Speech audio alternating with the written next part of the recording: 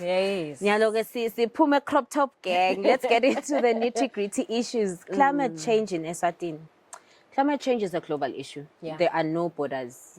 Yeah, we have fences, but there are no borders. Chimamanda Ngozi Adichie, a young female Nigerian writer. There's no book that you pick up from her that is not nice. High five, Pan-Africanist.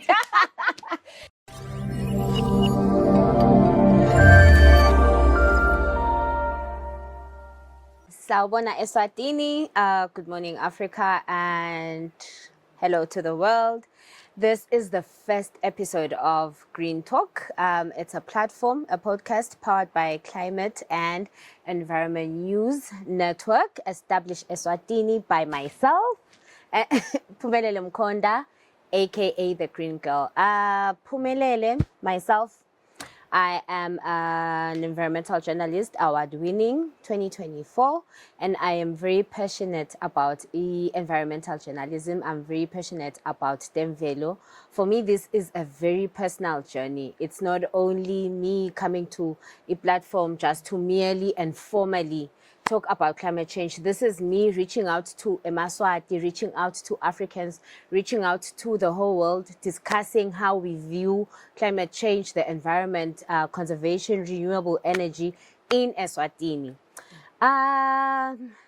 So this journey, the Green Talk, it starts from 2022. It has been a dream. And I'm a dream. It's coming through, and I'm very, very grateful to Eswatini National Commission for supporting the dream. They hosted us La Emandenga village, the home of the popular Mandenga Falls in Eswatini.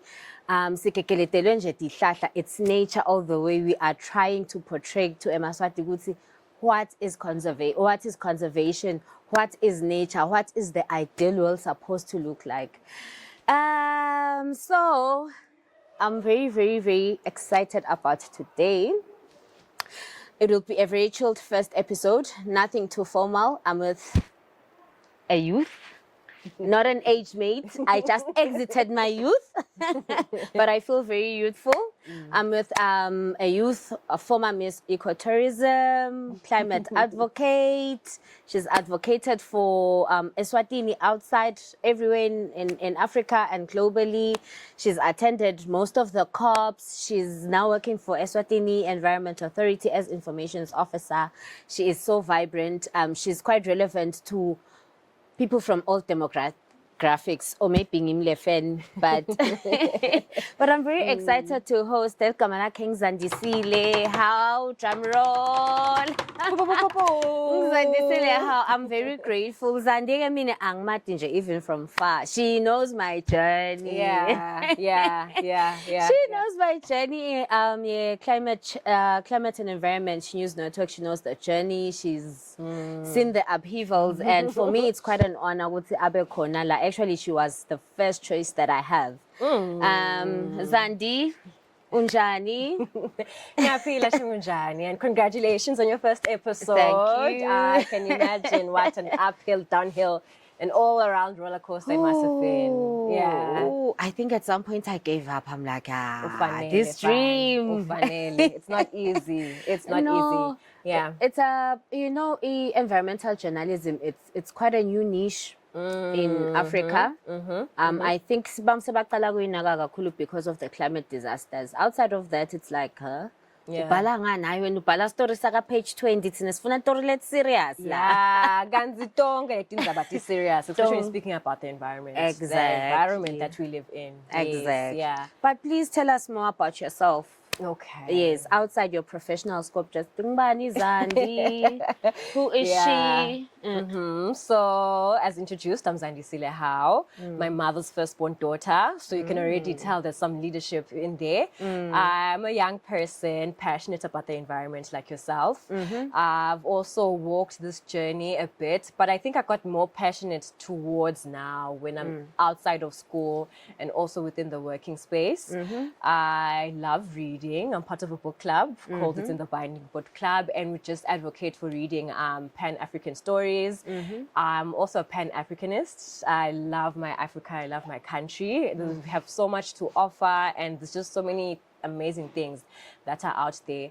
So I also love fitness. I'm trying to get back on there bit by bit, but I'm athletic. I do love sports and hanging out outdoors in the nature. So this was like a very beautiful location to be at. It's really nice.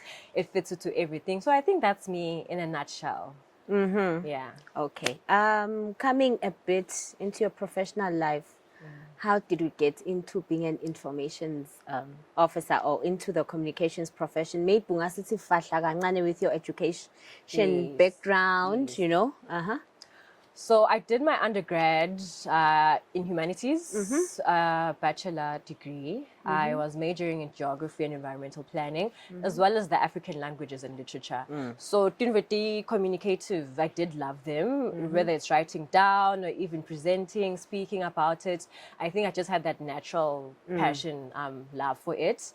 And then on the environmental side, as I said, my undergrad degree speaks for itself, but then both of my parents were actually geography teachers, so I did have that exposure to the environment, which is sometimes on a Saturday natural geographic, something interesting, and then I took an interest in it bit by bit. But I then also joined UNIJEP, which is a society at the university, which then exposed me that beyond theory, these are the practical things that you can also do outside, which also then exposed me to HLUMISA, which is the Youth Climate Network, operating at a national level, which also even introduced me to the Pan-African Climate Justice Alliance that works continentally and even globally. And then I think that's when I really got into the climate justice aspects of things in the environment. So then all of these things, they then come together, and there was an advert on the communications officer at the Environment Authority. And I have been working with the Environment Authority before within the civil society space, as well as at school here and there. So I think I just fit in nicely because I was already doing that stuff. We're saying communications even online. I really tried to brand myself even online that I'm that environmental girl and stuff like that. So I think that's how I then just fitted into the job. Okay. So tell us, nje, are we pursuing more education or you're still just developing your career for now? No, it's a bit of both. So I am currently enrolled for my master's degree in science in environmental resource management, specializing in land and water resources, which I think are one of the most critical things, especially within our country, in our environment. Kubenale management is sustainable so that we can have future generations still even appreciating our natural resources. And then also career development, there are skills I'm also building. There's that AI course at the university for professionals, also currently in that a bit, and just any other skills that I think can further help harness my career and help be able to move forward. Okay. Yeah.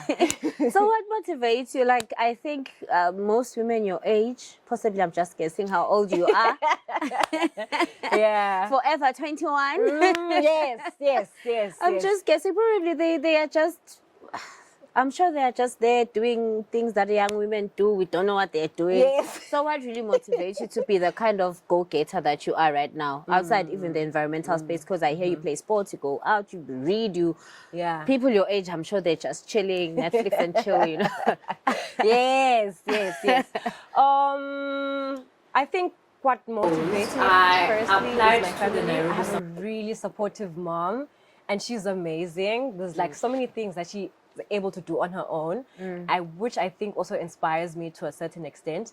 It's only even now that I'm giving like full appreciation to it, because adulting is hard. It's so difficult, and then to also be raising another child and everything. So shout out to all the mothers out there.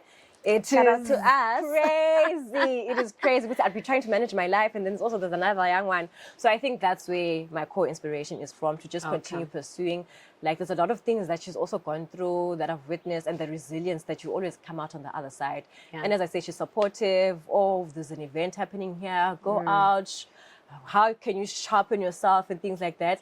And I think even joining Miss Ecotourism, my mom was, I think, the first princess for Miss Eswatini in 1998, just before I was born. So I asked her, what was it like? You know, that also felt like, okay, even this year or that year, 2023, there was that advertising for Miss Eswatini, actually. So I had joined. So we'll say at the end, they then crowned the two queens. So I think that was that I wanted to. I also like getting out of my shell a bit, trying new things. I like exploring. And then reading also helps. It helps me take me out of the world that we live in. It's a nice break. Yeah. Getting to read other stories, getting to read and learn things, because there are characters in a book that you'd be like, oh, I've seen such as characters. I really love literature, so I love those stories. So they help me appreciate what can I do in these situations. There's a lot that I can learn from them. And then fitness also even builds your mental strength, actually, especially when you speak to running. Running is very difficult, but it's a lot of the brain, actually, that you have to teach yourself that you need to finish these last 2 kilometers. So that's what I appreciate fitness for. So I think that's what helps motivate and be able to continue into the day next forward. But also music. I didn't highlight music, but music is just, it helps me rewind nicely also. Or even motivate me that, and I put on some whatever music there. I'm seeing some traces of myself here and there. I started exercising. It's been a year. Yeah. I lost 10 kg. Oh, wow. Yeah. Crop top gang. Yay. So I really see myself there. And they do open your mind. We are here now because of the exercising and the reading and ube determined. Yes. Pume crop top gang. Let's get into the nitty-gritty issues. Climate change in Eswatini. Climate change is a global issue. Yeah. There are no borders. Yeah, we have fences, but there are no borders. Yes. It affects everyone. Yes. But what is the situation in Eswatini? Yeah, a lot of the times when you speak about climate change, abstract. We are living through it every single day. Yeah. If you remember the El Nino drought in 2016, 2017, most traumatic experience. I remember even in Mbabane, the water rationing, once a week because the Hawane Dam was drying up. So those are some of the impacts of climate change. Yeah. There are statistics out there that even show that there are families that are still trying to recover from that El Nino drought because especially when you're looking at families la Pilange Tinghom. This year, a lot of the environmental commemorations are around rangelands. For Africa, that we try to industrial then that's when we started the number of rangelands that is started for communities. Yet they have experienced some land degradation, and all of those other aspects. So we're trying to vitalize them. The European Union has some local projects, and also just yesterday it was UNCC Day with the theme around rangelands. So when we're saying climate change, we can rehabilitate these rangelands, but if there's going to be more droughts we're experiencing, that's a huge impact on livestock. Yet that is also an economic thing. Also looking at Eswatini, I think it's the second biggest contributor to our economy, agriculture. Yes. And the agriculture is very environmentally sensitive. Yes. So you can imagine the impacts that has on crops as well as livestock production, as I had said. But also even schools, education. We have also come from floods, heavy rains. We're experiencing rainfalls. Rain that you'd be expecting to rain over a period of 6 months is now raining on one day. So you can imagine the disaster that does to infrastructure. They call it a rain bomb. Yes. A rain bomb, yes. Okay. So can you imagine go to the roads we had built? We weren't anticipating all of these things. So a lot of failure infrastructure. There are schools in Kumbulanje this year, a lot of schools weren't even able to open on time because they had to fix their infrastructure from all of those storms that were experienced, especially even more extreme events. Just the last thunderstorm that was there, a lot of damage. I think NTMA had recorded billions or millions, of infrastructure damage. And this is all linked to climate change, that we're going to be experiencing this more frequently. So action is quite critical, even from us here in our small little kingdom. Okay. So thinking about Lama impacts, you've highlighted quite a number of areas, but which area in Eswatini has been the most hit hard and which one is most vulnerable. Maybe say sesendela nje nemaswati abe aware ukuthi this region is quite vulnerable to climate disasters. Yes. Yeah. So when we're speaking about vulnerability, we can even speak about it within our regions. Lubombo and Chisolweni are one of the most vulnerable because then we are still seeing them. Impacts of El Nino, those are the regions that are still struggling to recover. Boho Manzini, they have that economic power to be able to bounce back, to be resilient in the infrastructure. Ganzima Ubuga Lubombo, there's a lot of still emakaya la kona, a lot of houses that are still built with stick and mud. So you can imagine the recovery compared to Ikali, Akenetitini, Nama infrastructures lawa la resilient. For example, Mabuga Emakaya Asengulin, for those who have a better economic muscle, they were able to fix their houses compared to Laba Vivaking and Mastic and Mads. So I think there's the vulnerability within our regions, Lubombo and Chisoleni, as I had said, and then even economically, the financial to be able to bounce back is also very difficult within our rural areas. There's a lot of subsistence agriculture that they rely on. Yes. A lot of households still rely on that planting in your background, umbila, netinkomo. So those are also the communities that face the biggest challenges. And then even when we speak about gender as women, there's a lot of statistics out there that, for example, the most people who often gets impacted by natural disasters are women. I think I remember one of our instructors, because I also used to be part of the Climate Change Youth Parliament. She was speaking about, Mang Mage, if a thunderstorm comes out, unlike maybe being a bachelor, you can run outside and go find for shelter. But Mang Mage, you think about your children. Exactly. You want to secure them first. And as you're doing all of that, that flood finds you, or that fire finds you, and all of those things. So you find those are the ones who are also most exposed. Okay. So it's regions, even the gender, as well as the economy. Okay. Yeah. Okay.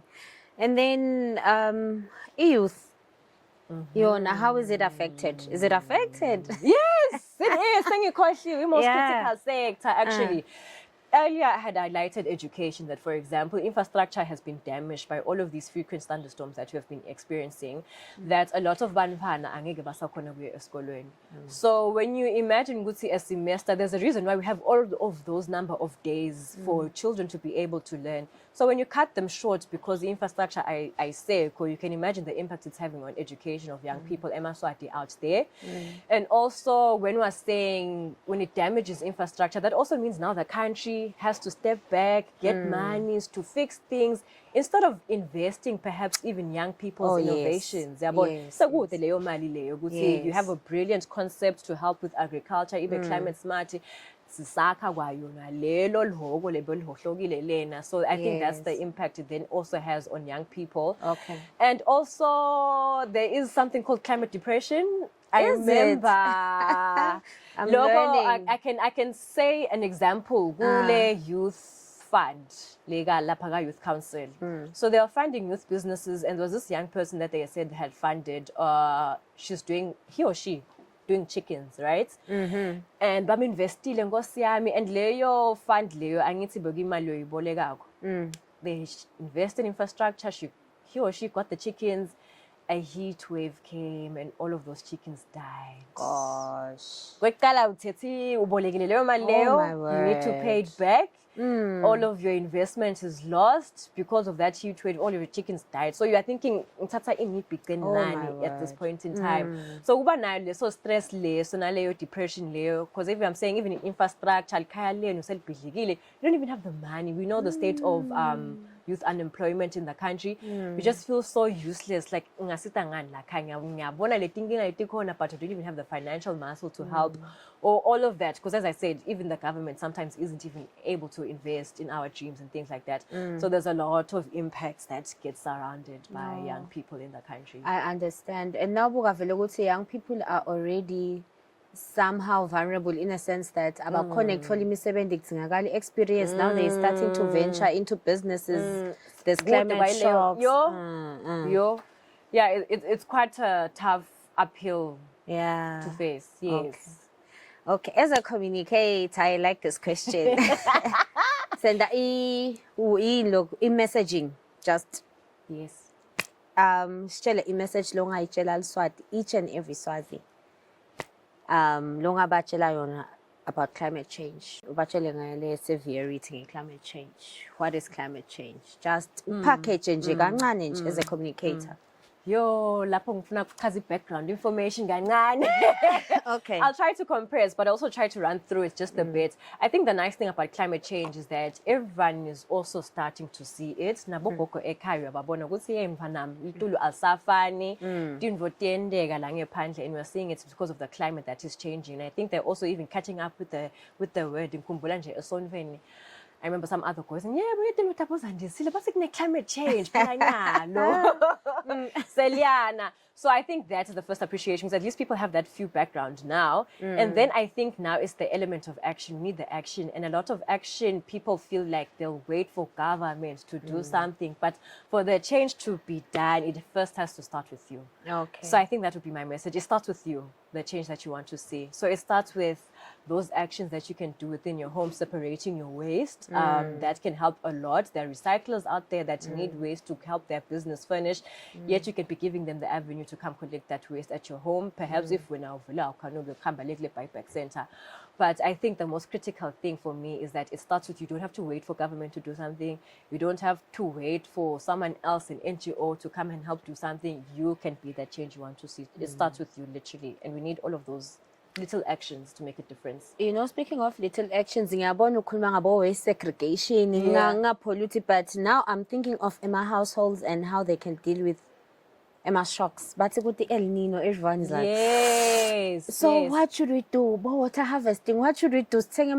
Like, what's that one message you must share as households? Go to yay. Yes. Guys, do yes, this. yes, Maybe yes. what can we do? So, John, if we're speaking about the El Nino that they're predicting to be happening, water harvesting is something that we should all be doing. Or go back to la mathangele bakakhona ekhaya keep and wawashe kahle into banayo leyo storage, because it's what's going to be the most critical thing, especially when we're talking about agriculture. The EU was funding, for example, ukwakha kwama earth dam. Kube nama mini earth dams kuma community is perhaps kuba betelelo thange. And then also when you're speaking about how can we build, by the EA gune my environment impact assessment. So that is actually something that you need to do before you start building any infrastructure, because we will come do that impact assessment. But when EA is there to help assess, we can see by the trees, we can see by the plants in that area that, oh, this is a wetland actually. So I'd rather not build here, so that when the floods come, you're not disturbed by them. Or even now, how can you build that resilient infrastructure? Yes. Sake ma infrastructures ethu ukuthi ama drainage akhona kwenteka kahle ukuthi mzukwana kufika leyo rainbow utokhona kwachanela kahle lamanje ukuthi angakhuphi lapha ekhaya.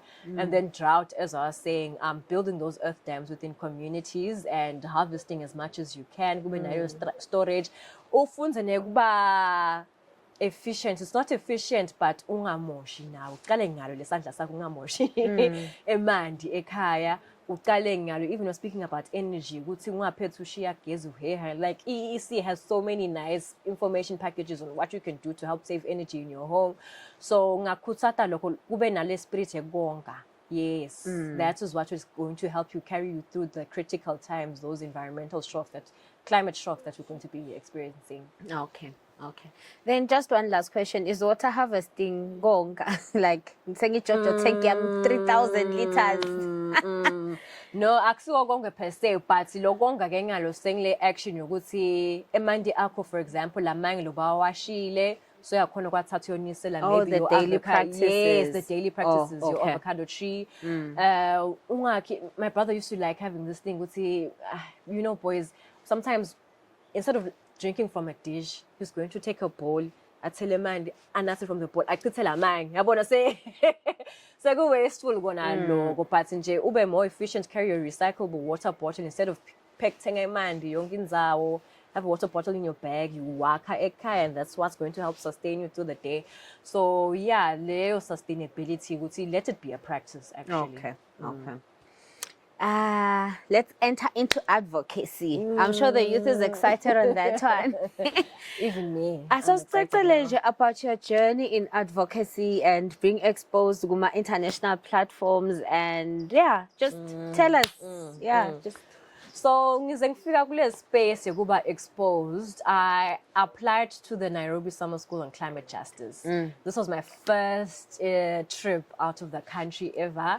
My first time having to go get an international passport. It was such a struggle. Interview. It was quite a struggle. I got it, and then it was like my first flight out to Kenya.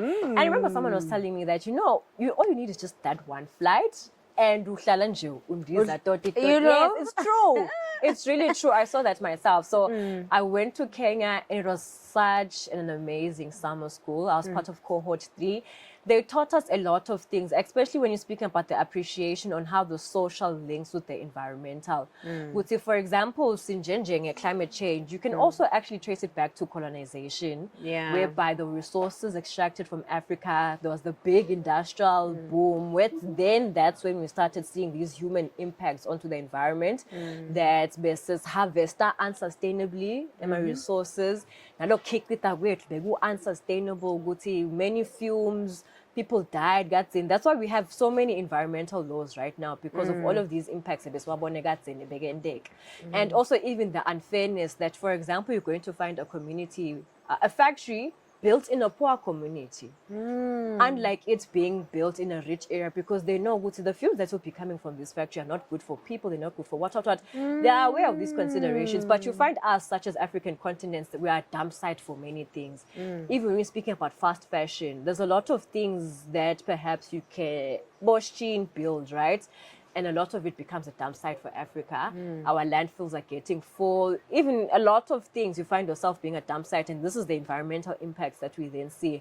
So I had that appreciation. So, oh my gosh, it's not just the environment, but it's also like a social war at the same time. I understand. Yes. So then when we got that, we also were taught about advocacy, that you as a young African person, you really need to put your voice out there to give the narrative of your own reality that you're living on the ground. Because for the longest time, we've had other people tell our stories. We've had documentaries taken by other people, but like what you're doing today is part of that. We need more African voices on the ground. We need more African narratives to be able to relate to. So then that's why they then say you need to be out in these platforms, because then if you're not the young Eswatini at that Dubai conference, there's no one else who's speaking for you. No one. Yes, so that's why you need to make sure you're out there in these spaces. And the Pan-African Climate Justice Alliance has really just been pushing for this, that more African voices need to be heard out there. You need to get into these processes. When you were speaking about COP earlier, I would say a lot of these negotiations, they dictate how the rest of us are going to live. If you think about in Zabayema SDGs, they started at a conference in Paris, 2015. That's when they came up with these sustainable development goals, whereby if those things that we're facing, then you find that a lot of these things, they get then designed for us. Okay. So that's the critical part about advocacy, is that you then be able to inform the narrative, the story, to then have better solutions for what you're facing. So, I'm sitting here, I'm listening to you. These are the really critical parts of climate justice. Yes. Climate justice, yes. So as a Liswati who's never really traveled, how do you think I can advocate here, internally? Just how can I make it work as a passionate Liswati? And in fact, Maulaka, you're the most critical, because the common factor for a lot of African countries is that, for example, we lack data. So you can be an advocate for the research that needs to be done. We'll see the impact of plastics on Swazi people in this country. What is it? You can be the advocate to show. We'll see, for example, when we're saying don't burn plastic, we're saying because when you burn plastic, there are gases that get released, and we're seeing it even affects the development when they are thinking and things like that. Another one of my colleagues is going to say, chemicals and gases that they're being exposed to that affects their neurological development. Yes, so that is what we need the most, the highlighting on the story, so that even Alama policies, they're being informed on their voices on the ground, they're being informed on the experiences on the ground. With Lama policies, you can't say this is not speaking to the real life of Emaswati Lange Panja. So that's why I'm saying you are even the most critical one here. I would say, onke lawa policies that lestowaka akube relevant to what people are facing on the ground. So that is where your advocacy can go.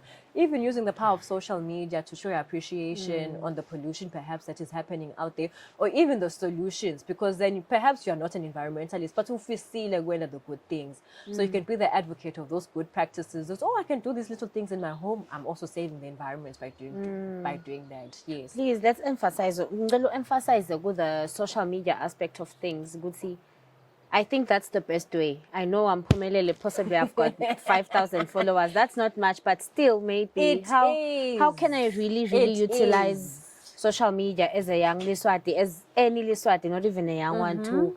Guti bamfu babe aware of guti what is happening on the ground. How can I Do like? it. Do I take videos? Do I post informative posts and sound educated, or do I? Yes. How can I? So the critical thing about social media is that you also need to show your personality. You still continue doing what you like doing. That, for example, if you like groove, still highlight the sustainable aspects of it. That, for example, we're coming back from bushfire. You can still take your content of out there in the activities, but you can still note in your caption that, hey, I was at bushfire. Did you guys see the compost toilet that was out there? You know? Did you see the stalls that were using renewable energy? Did you see the whole sustainability of the festival? So as I said, it's nice to still have your personality in it there, to be able to advocate for it. So it doesn't have to be very formal, because then people are also tired about that. They like seeing the personality behind it, the you behind it. And I would emphasize that as a young person, really try to like social media as much as you can, because then now when we're applying to things, they research you online actually. And then you show up there, they literally Google you. So if you're going to pop up with your pictures in a way that you long it's critical that you build a good digital footprint, because it shows up online and it's very easy to access right now. So that's why I'm saying, Shangatu, you can polish it up. Still have your personality, as I said. If you still like going to parties, just still find a way to incorporate those sustainability aspects that you can. But as I said, most critically, especially when you're applying to these fundings, for example, when you want to travel, there's a section where they even say, please paste your social media handles and whatnot, because they literally go and look at those things that you post. Would say, if you're saying, hey, I'm a young person who's passionate about waste, it needs to show even in your social media, so that you can be considered even in the selection process. So really, it's cool, so you can create that digital footprint. No, social media. Yes. Some of you have to go delete and start over. It's critical. Critical. Yes, Shame. yes. Okay. So, fun part. Rapid fire. Rapid green questions. No, sorry, name rapid green questions. Yes. So, what's your one word to describe climate action? Passion. Okay. Wow, what book has influenced you the most, and why? There's so many. Just one. Yo. Okay, let me let you think, Mnengdo Shoyam. Yes. My book is Atomic Habits. Okay. It changed my life. Literally changed my life. It changed my life. There's one aspect I remember is that cues. If you want to do something, make sure it's always somewhere you can see. Yeah. So that is how I develop habits. Every day I make sure before I sleep, I put my exercising tights there, so I don't. Oh my gosh, yes. Wake up and think about anything else. I feel like I'm still struggling. Can I say an author, Chimamanda Ngozi Adichie, a young female Nigerian writer. There's no book that you pick up from her that is not nice. High five, Pan-Africanist. Yes. Okay. Which country inspired you to, or mostly during your travels? Which one inspired you mostly? Which one did you like? Can I say so? You're being diplomatic. Okay. Okay, too. Yes, I think, Dubai being my first international trip, there's so many cool innovations they have in that city, technologically advanced, and they're just really ambitious people. They want to strive for like the highest things that they can ever achieve. And then also Nigeria for their food. Yeah. Coffee or tea? Tea. Nice. Mountains or ocean? Mountains. What's your dream climate project? Let's say a project. Yeah.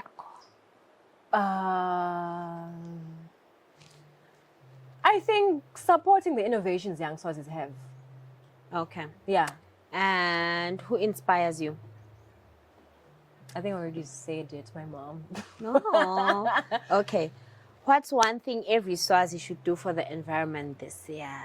At least Please every young. separate your waste and give it to the recyclers. We have a huge issue on waste in the country. Okay, with segregation, let's say I have a home. Yeah. How do I do it? I really have to be dedicated. What's the easiest way I can do it? Like, what's the easiest way? Segregation, basically having your plastic where you're going to throw your plastics material, having a side where you're going to throw your organic material, and then everything else, the wood paper and whatnot. Ungaba na 3. Plastic, paper, organic. Okay, organic is it lolokubolago? Yes. Food, then my cans angena kuphi? I think they can have their own Actually, my cans are the most money you can make. So those people, they love them. Now, just put them in a set because they also need to be clean. Recycle shake. I think man needs to separate your waste. The critical thing is that it needs to be clean. But recycle shake. Yes. So if you're you can put them together, but once it separates them, clean. Okay. And Sivalelise Zandi. It was a nice talk. Yes, it was so fun. Thank you for having it. I'm looking forward to even more episodes for the other people who are going to be here. And thank you to everyone who's listening for staying with us all of these minutes. And do continue interacting with us online. It would be nice to see that. So seeing people what they can say. Okay. Yeah. Okay, as for me, I would like to thank ENTC again for giving us this amazing venue. They have been supporting us, and I would like to thank individuals. They know themselves who have supported this project, and we really want to see the network, Climate and Environment News Network, grow. Please follow us on social media. We're on TikTok, Facebook, LinkedIn, and on X. Soon we'll have this YouTube channel going, and please subscribe. My name is Phumelele. Thank you so much for watching this show. Thank you.